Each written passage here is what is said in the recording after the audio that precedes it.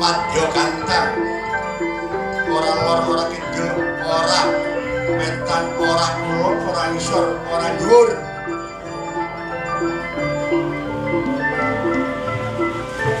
ana ing awang-awang madya tengah Kantang ing tengah awang-awang ing kono ana sawijining Pandhita kang gentur tapa Begawan tunggul wulung tunggul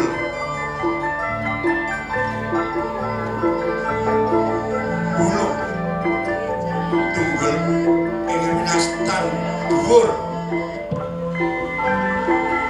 wulung gedhe kulino kirang dar kulino kirang nunjuk kulino kirang sare sering cegalek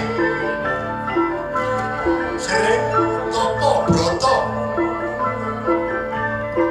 kalau yen ora kadunungan kawicaksanan urusan durung winarep kene menastan melek dadine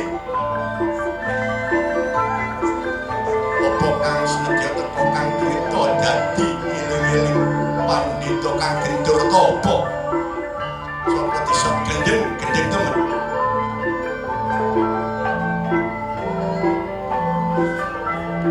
lakoni tapa brata patiraga kang mangkono napake para Pandhawa saged unggul ing ayudha prang Baratayuda Jaya Binangun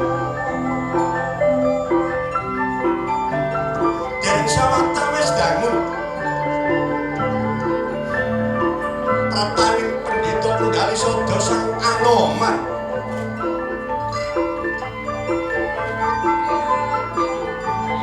Agiat sang Resi Nembang Begawan Tunggul Wulung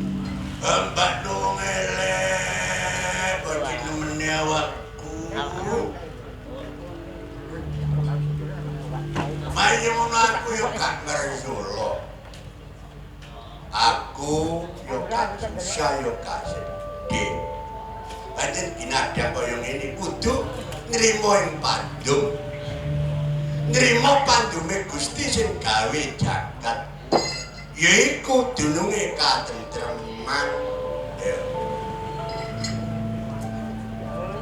dununge katentreman elek perkara rupa elek perkara wujud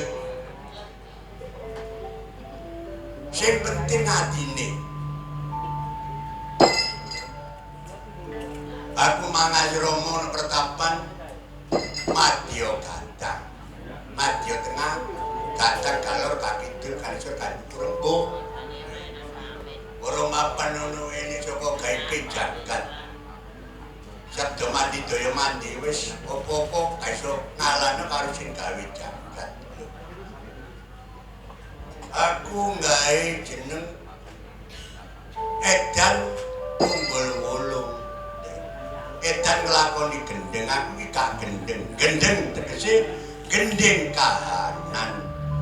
kahanan opo ae aja nganti aku gawe sing liyan aja nganti aku gawe cacat liyan tunggul gede ya tunggul dhuwur ulung gede dhuwur gede karepku luhur gegayutanku durung watara suwe ana tamu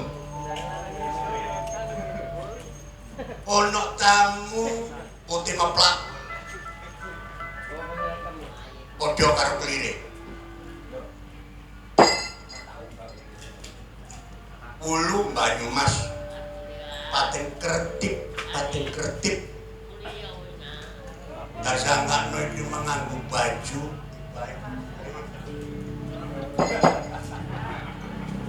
kulit jarupe baju ditemplek-templek pating kulit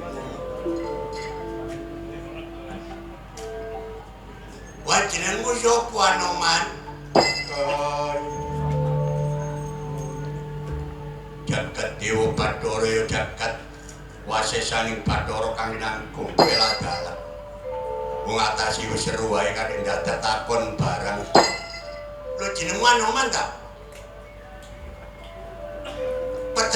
percapanmu ndali sodo lah yo karuan ngono blak-blakan aku seneng ade semban semon manggelan yo man wong pendhita kok manggelan aku selawase gak tau mangkel karo sapa ae selagine ora nyenggol awakku utawa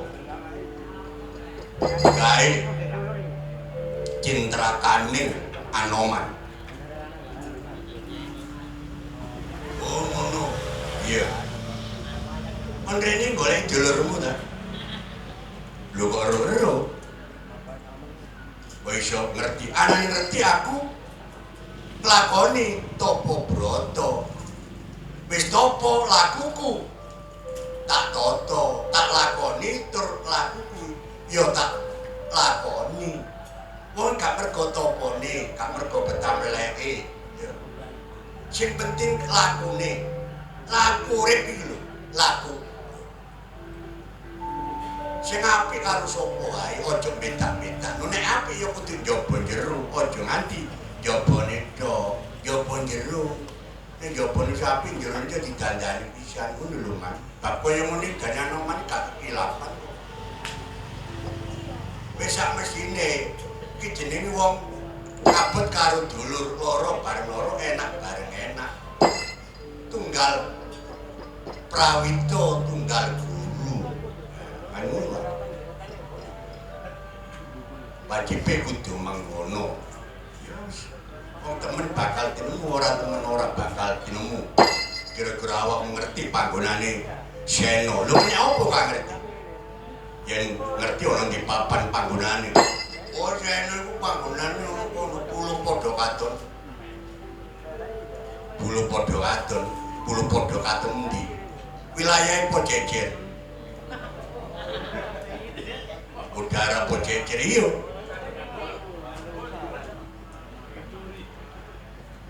aduh dilakoni setahun katut tapi bisikan krungu aneh-aneh no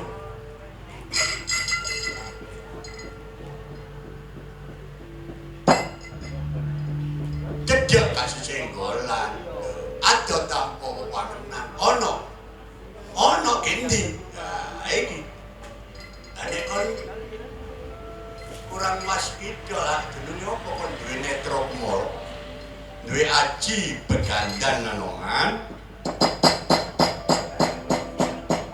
malitek swang Anoman tenang sira kadya kilingan kejer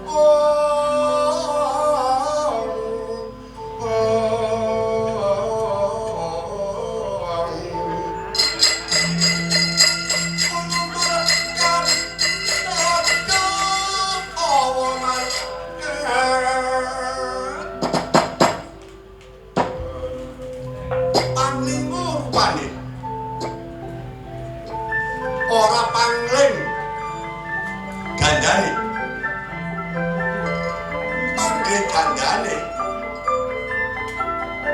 ojo pangling waya tejane bener wujude ala ndapa nang sejatosipun ingkang rai panetahe Pandhawa sang Werkudara ya rangkul sanika sang Anoman adik budi Werkudara adik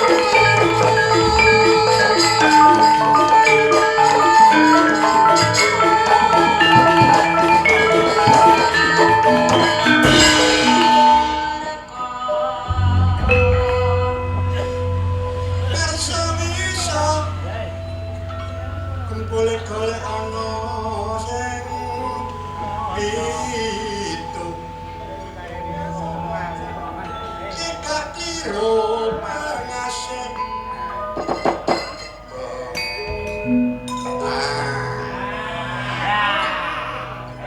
Masyo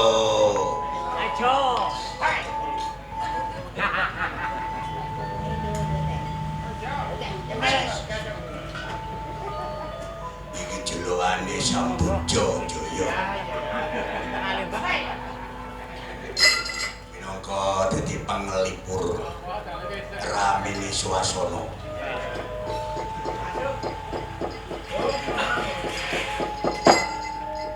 ana pertapan orang isor lan dhuwur ana kang mangas romo ing kene sapa paparepe sangayu Plemban lan iki pertapan endi kok anoman ana kono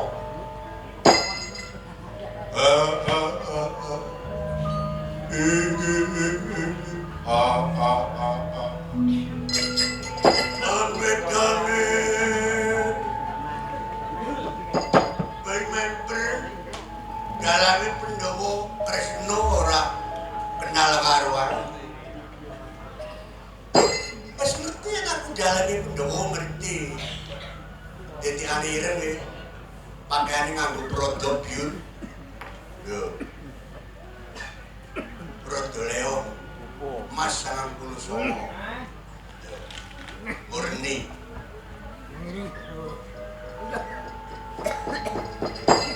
Titiane aku ireng ki Kresna dur mesti akeh-akeh. Tak, aku yo ireng. Oh Semar yo ireng. Bagong kuning jane abang. Lho iya relatif, Pak. Iku mantu sing gedhe. Iki pertapan Madya Gandang iki begawan, aku begawan edan tunggul wulu. Anoman kono-kono. Inggih sinuwun sawetawidang. Wonten mriki kok kraos mapan wonten mriki. Tanpa beda kados pertapan Kendali Sodo. Nyantri boten. Oh, ben nyantri. Boten. Biasa ngomong ku nyantrikmu. Ini pendeta kok. Masih pendeta terus mesti ngono lho. Wong gak. Gak ngomong wis tuwek. Gak ketuweke. Wong tuwek saya kebimbang wedok yo akeh tak noni wae. Apa? Mun perasaan ku anteng wong ae. Pati budal ngono ya. Aku lho mau ya. Aku nek. Budal ngono lho sih. Rambut tak toto. Wong sing ana ketok putih tak cabut. Masih jenggot cuma cabut iki. Ketok sing putih cabut, brengos ngono gere. Bukan enggak ya. Keno. Minyak iku mesti.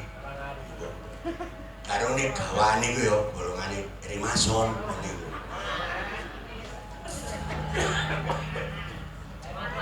Siap koyo dening Emma Witon.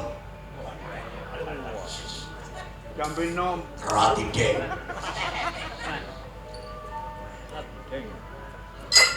Itu yang ngono gak kok. Saya eling sing ke omahe. Ya selamat. Kok ben ini. Ini kan mesti mbok menawa. Wong iku ana lho. Dari istilah saya bisa adab. Benar. Ya ngomong ini bisa nyumrambai wong sing kaya dene wayang sing ngono-ngono iku kok. Iki ngomongnya wayang. Jadi sing ngomong sendiri anggap dadi wong apa wayang.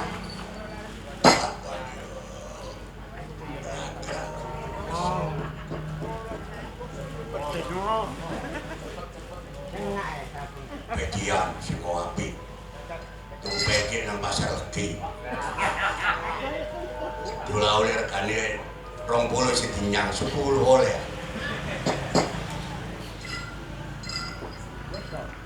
Nonton Dwarowati aku laku topo broto pati raga ngenting badan kemban salira man keskarso iki apa sing tak karepku. Aku napakno Pandhawa Kresna iso unggul ing Ayudha. Lah Anoman iki uga mangkono. Wis ngerti apa kang dadi lelakon? Aduh, adikku iki. Ya ayo Kudara.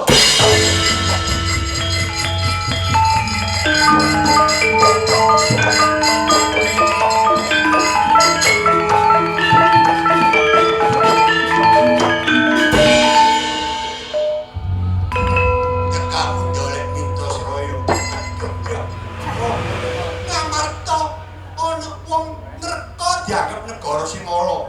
Ratu Simora rukun karo dulure. Sapa? Sekar Tejo karo Kirana Sakti kabeh ora mempan klebu nonton ndoro. Waduh yo parek mangret muridku iku. Jadi kliru tak ngamar tuh golekno wong sing elek-elek iku. Nah, benerno dadi api. Sing salah bener lho pemblakar nang Amarta. Aduh, Rama. Rama.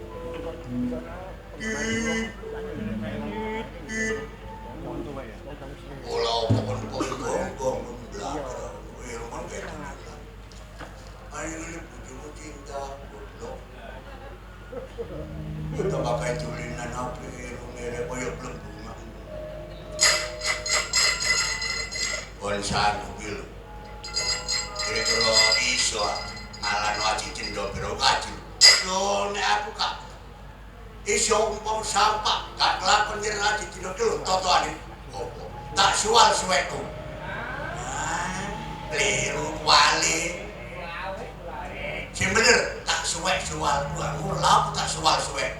Oh, balik gak kok. Ya sepurane yo kok. Wong ngomong ngono plira-plirune.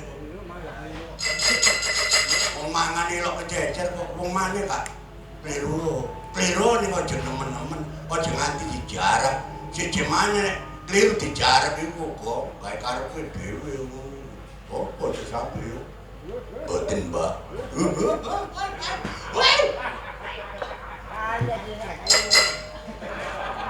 Ini Roman. Hai.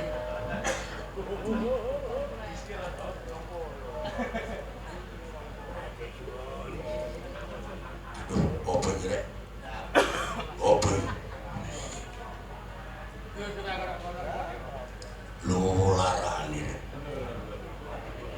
Tangkrak. Kok gila sih kok nyusup ini. Seneng temen nyusup. Wambune. Iki sing enak tuh kok. Kemambu gak enak lho. Ayo kok gak nuruti konyo bareng rek. Ayo diserang dulu kok. Nang nyerang. Oh diserang. Ayo yang dulu ono ya pokoknya dulu serang. Kontinira Jawa kaluro prawane wong tinjo moyo Tampang sumirat kiro Arso madangi jagat pinjang sampun Panci-pancini po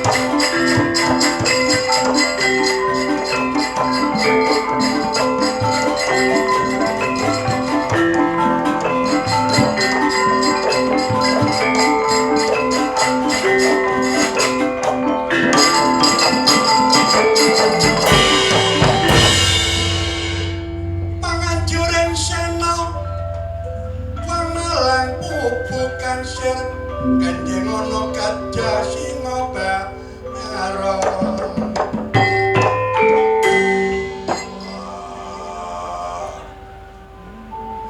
Dharma Aji Kunto Ayangmu Yayi Yayi Kudor wis balike napakno para kadang pendho banget panrimanipun Sanjabet marang sedulur Yayi yo ana apa Dimas ngamuwe denda pira apa jarimbar Kunto aku denda pira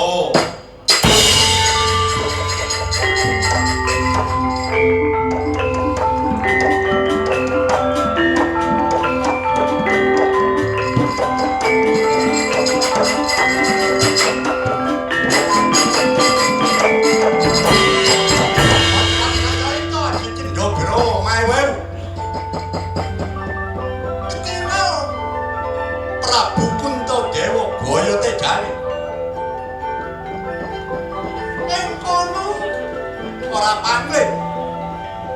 Baya Tejane. Begawan Gunda Wijaya.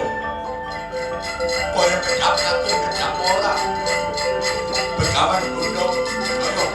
Aji Gunda kira mawe jane kewangsul dados setunggal malih nyuwun derek kalian Prabu Kuntadewa.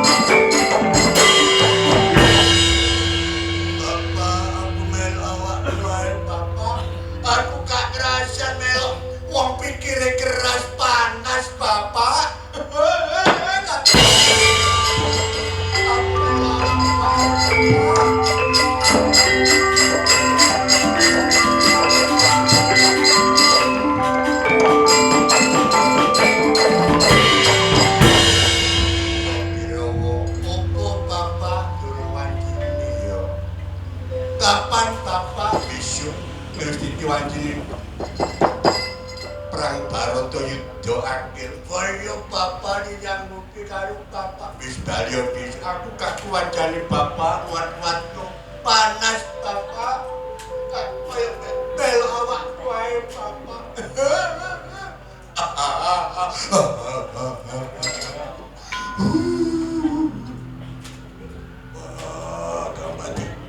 gawe-gawe nyalem kaya ngono iki sanggup beda ae wis bali yo nang iku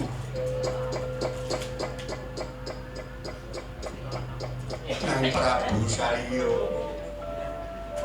ngono Bapak iya iya ae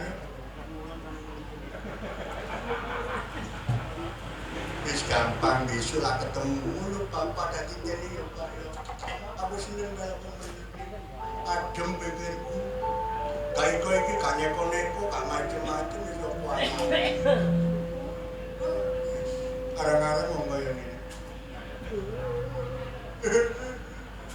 Wis kali yo wis. Nggih kula wangsul Pak Dik. Wah, dan opo ae. Wis sik ngelawak ae. Nggih, Om.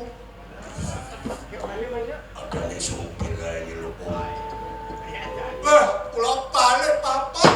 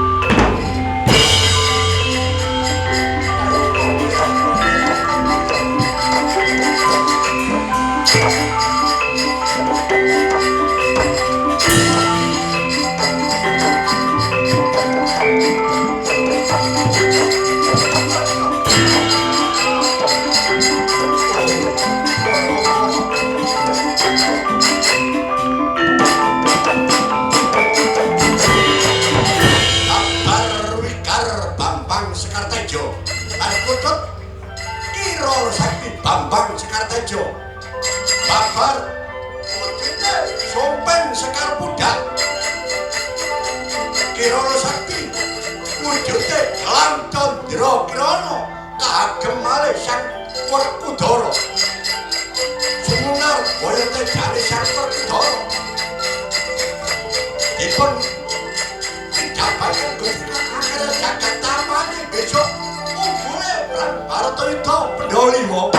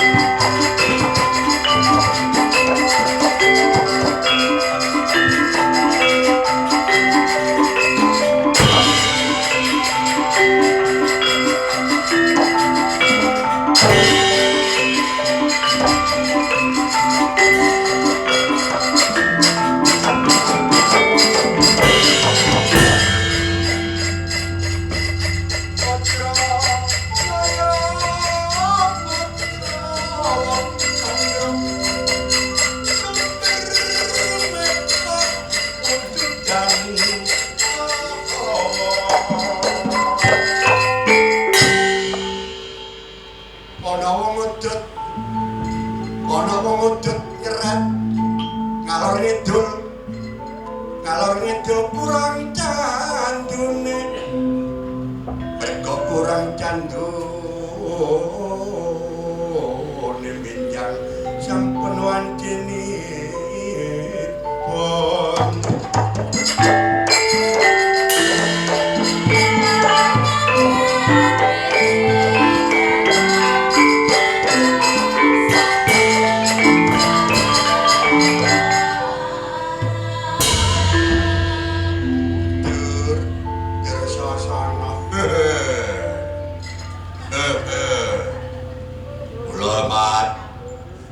Jam sekali moyo dur sebab penyuwunane sing duwe gawe ngono lumantar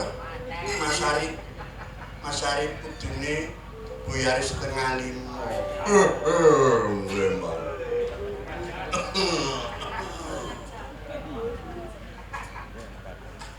waduh man iya wis tuwek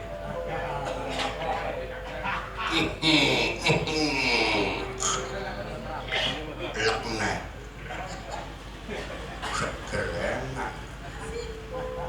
gempur Bratayuda le Werkudara dirimu biyen gelek-gelot karo Dursasana ing kapan Dursasana menang kula kang saka iku dinariki wayahe Sena kalah karo Dursasana.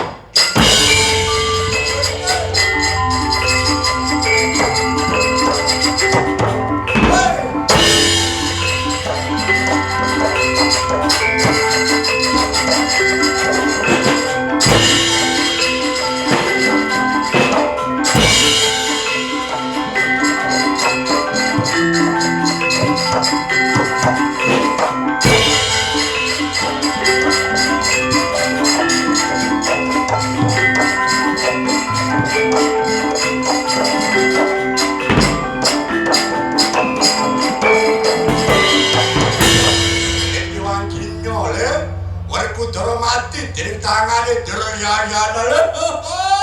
Tampan ono tunggake yen.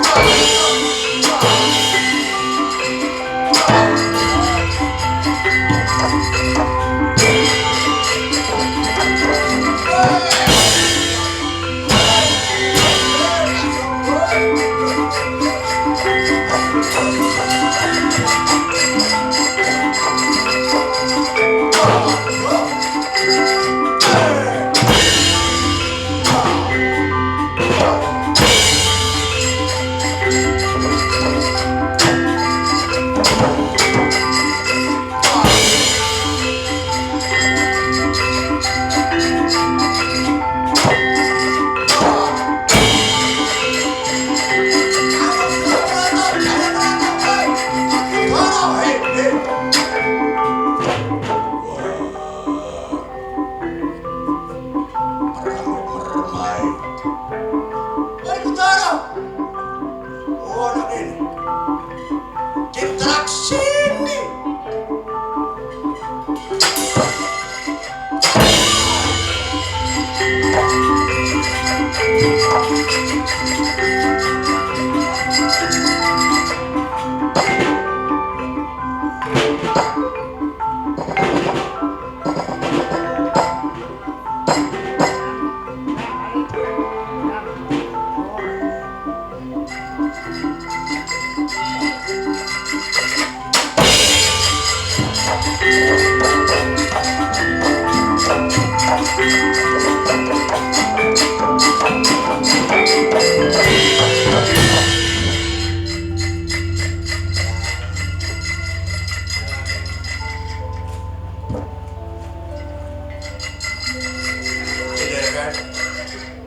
Bapak Siguri, kemudian beliau saya tidak ada apa-apa, kurang ajar, Pak. Sampai begini kecukurin man, ya tak kenal. Kapan disuruhkan, itu sudah ada di sampai bekali itu, ngapain mau teman boleh pantas wanger teman, pantas ayo mulai, gimana bibitmu ya bibitmu. Aku diarep-arep bisa minimbuh ketek-ketek bibitmu. Jelek-jelek kiwas, belum yo bojo niku wis biyen kula tinggal pirang-pirang dina mboten napa niki sak jam mboten pun ilangan lho. Trikilen mawon irung kula man. Oh denggolmu. Trikilen kok irung. Gotiban. Trikilen irung bathukmu ora